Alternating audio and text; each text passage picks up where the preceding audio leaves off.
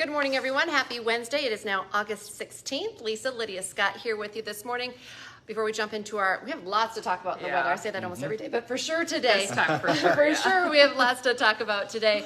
A windy day. I'll just give you that tease. I want to remind you, of course, we go live on Facebook every weekday morning, right around the 8 o'clock hour. But of course, you can find this on your news feed anytime after that. We also make it into a podcast. So go to inform.com/podcast and look for the Inform Minute or wherever you find your podcast. Also on our Inform YouTube channel.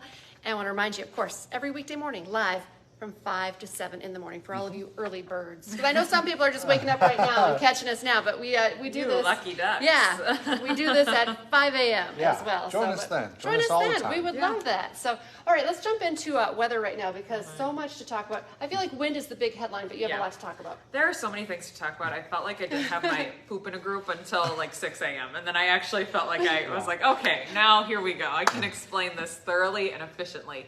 So we've got a big cold front moving through today, and it is bringing a lot of changes. The first one you'll notice is the wind. So right now it's out of the south, and it is breezy this morning. That kept our temperatures in the upper 60s overnight. I think as cold as Fargo got was 66. That's a mild morning temperature. But if you think it's breezy right now, just you wait. It will turn downright windy this afternoon. Cold front moves through. That'll flip the wind around to the northwest, and then it'll gust anywhere from 30 to 45 miles an hour. That's windy. Yeah, I mean, not highway speeds, but like a good city street. Yeah. You know what I mean? Yes. Okay, so strong winds. Wind advisory goes into effect at noon, lasts until 9 p.m. for areas along and north of Highway 2. Fargo not technically included in that, but that's not to say it won't be a windy day. I just don't think we have that strong of gusts to officially meet that wind advisory criteria. So wind is piece number one. Piece number two, a couple of thunder showers will develop. They're already up into Canada this morning, so if you look at your Storm Tracker app and you look at the radar, you'll see the green up in portions of Saskatchewan and Manitoba. That's moving in our direction. Some scattered thunder showers. Shouldn't have any severe weather, so I'm not worried about hail or damaging winds. We'll save that for Duluth toward the Twin Cities later on today. But things could get a little noisy. Quick downpour, thunder, lightning, those sorts of things. Not for everyone, they'll be scattered about. Piece number three to this will be the smoke that will start to move in. It got a little hazy yesterday afternoon, especially for areas up north. That's kind of cleared out with that south wind overnight, but the smoke will be back. So as our wind turns to the northwest, obviously that's where the Canadian wildfires are, and that will push in that smoke. I think it gets real smoky for tomorrow, so early heads up on that. I'd expect reductions in air quality. It'll probably stink a little bit outside, and then reductions in visibility will be possible too with that. So very smoky for tomorrow because of this same front. And then piece number four of this front, that's your temperatures. So 80s today before the front gets to us, and then they will start to fall a few degrees this evening, and then we'll only be in the 70s for tomorrow. After all of that, the wind turns to the south. Yeah, did you get that? Pop quiz now. After all of that, the wind turns to the south tomorrow night into Friday. That'll help to thin out the smoke and then bring in the heat. And temperatures will be near 90 both Friday and Saturday.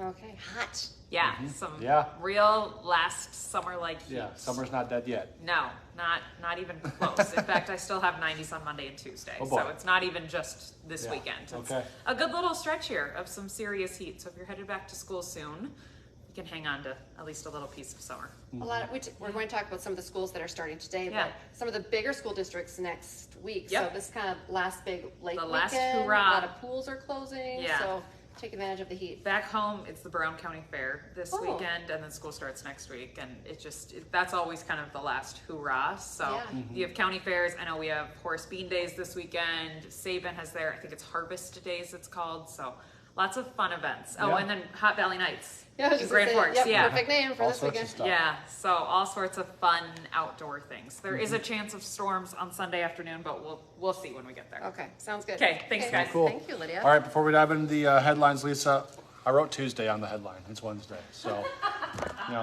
it's a mistake, but whatever. Oh yeah, you know what? It happens. Okay, I was like, okay, yeah. So some people will comment, but we'll change it in the headline after We're the aware. fact. It's Wednesday, not Tuesday. Don't check your calendars. We know what's going on. Trust us. Trust us with your news. All right, today is the first day. Also, remember, we get up very early in the morning, so it's going to happen sometimes. What day is the way it goes. It is Wednesday today, folks. All right. Today is the first day of school for a lot of kids in the area, though. Just to name a few, Colum, Starkweather, Fessenden Bowdoin, Mayport CG, St. John, Drake Anamoose, plenty of places headed back to school. Students in the classroom this morning, they're probably getting there right about now, starting their first classes.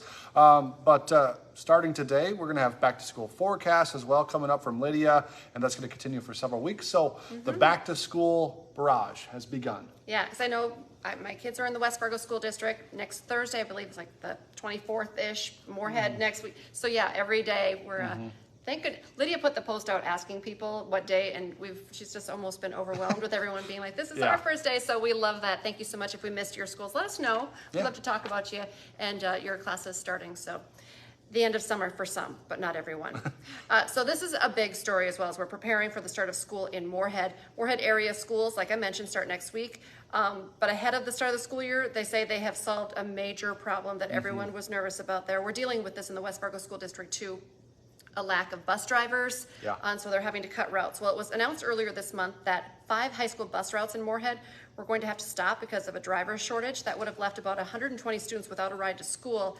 But now that's not the case. A new contract has been signed with Olander bus service out of Detroit Lakes, and that new contract will make up for and cover those routes that we thought were going to be canceled. Right now we're hearing Moorhead area public schools will run at full capacity for all of their existing bus routes for this upcoming fall. And if you want more information, I know you can go to Power School. I believe that's parent portal, Power School. That's where most of the districts here in the Fargo-Moorhead area use to get updates. But some really good news there, at least for the Moorhead School District. And lots of staff shortages all across every industry. School is no different, so stick with it. All right, meantime, Grand Forks Public Schools has hired a new company for buses for its students, as well as someone to plan transportation specifically.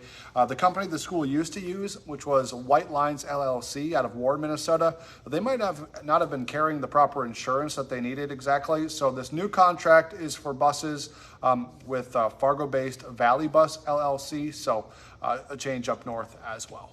Today, people who live near the Northview Church in Fargo might see some extra law enforcement in the area. We don't want you to be alarmed, though, because we've been doing a lot of these stories, but if you come upon it and you don't know what's going on, it can look kind of scary.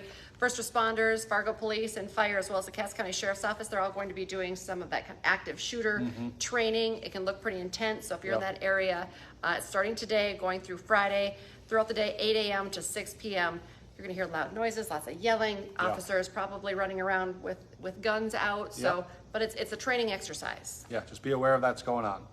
All right, right now we are working to learn what led investigators to arrest a West Fargo Elementary School principal. David George is in jail right now for possessing prohibited materials. Now that charge is typically used when a person is found with child pornography. George resigned as principal of Independence Elementary following his arrest on Monday. He had just started that position July 1st, but WDAY found out he's actually worked for West Fargo Public Schools for a decade. He's also listed as an assistant principal and athletic director at Cheney Middle School. A spokesperson for the district tells The Forum, our partner, there's no indication that those charges are connected to any students. This is a big story that we're tracking for you as well. The family of an East Grand Forks mom who was tragically killed in front of her 5 children, they say they're feeling relieved this morning after a judge decided to reject a controversial plea deal that would have given her murderer a lesser prison sentence. The plea deal for 37-year-old Anders Odegaard originally called for an 18-year prison sentence with the opportunity to get out at 11 years. But the judge decided to reject that plea deal after he found out that the family of Carissa Odegaard had not been made aware of it due to some kind of miscommunication. Matt Henson has been all over this story. Carissa's sister tells WDAY that they are thankful for the judge's decision. She said it's a huge relief right now, but of course, it's not over. And she said too, when she was talking to us, that it's, a long road to recovery, not even, can't imagine, not only the legal part of it, but the loss of a loved one. Lots to deal with. Right now we know the judge is ordering Odegaard to a psychological evaluation, so then that'll kind of factor into whether he should go to prison or maybe a mental institution. His next hearing is coming up in September, so they're hoping to get that new evaluation done before he's in court again next month. Yeah, that's right. All right, today at Concordia College, people can enjoy some free corn on the cob. This is a big event, Lisa. Huge. I'm relatively new to this area, so I haven't been part of this event yet, but you say it's a big thing It each is year. a big deal. It's a delicious tradition, Yeah. cob or not. You don't have to be an alumni. current student, just a big, huge, fun corn feed. Yeah. And as if corn's not enough, that could be your complete meal. Yeah. There's like food trucks Yeah. and fun games for the Yep. kids. It's a whole big family event, and the weather's going to be awesome. I mean, maybe, a little Kinda windy, windy, but hopefully the corn on your plate will, even if you've eaten all of it, it'll hold the plate down. So, that works too. It's happening 5:30 to 8 at Prexy's Pond, so Yeah. just off of 8th Street. Go out there, get your Moms, if corn. you're looking to make supper tonight, Yeah. someone else can do it for you. Fun stuff. All right, this morning we're learning former President Donald Trump is expected to give himself up, surrender at a county jail in Georgia. In his previous 3 arrests, he's surrendered at a courthouse. Well, this time, if he goes to a jail, it's likely that he'll have to take a publicly available booking photo. Now, this hasn't been the case for the previous indictments. A jail is open 24 hours a day, of course, opposed to a courthouse that usually has set hours. So Trump and the 18 other people charged with those crimes have until August 25th to surrender. They're facing 41 different charges for trying to overturn the 2020 election in that state. Trump's facing 91 charges in total now for those 4 indictments. Hot Mic with Dom Izzo coming up 9 to 11 this morning. The first place twins are back and winning. Dick Bremer joins the show to discuss the new lineup. Plus, the head coach of the first Fargo Little League team joins the show to talk about the History Making Week coming up for the boys this weekend. And I think it's not a secret. I'm so excited. Yeah. WDAY's Matt Henson is going to be live with the team. Yeah. Maybe they won't be up early, but we're going to have him live from where they're going to be playing on Friday morning on First News, and then throughout the day as well. But Super very exciting. excited. Yeah, the Fun game's stuff. on Friday. And don't forget, for 99 cents a month for your first 3 months, you can get an all-access pass to inform.com. Just go to inform.com/subscribe to get that deal. And remember to join us. Our next newscast is coming up at 11 this morning, then this afternoon, 4, 5, 6, 9, and 10. And Enjoy we'll the be rest back of your day. tomorrow morning. Have a great day. Bye.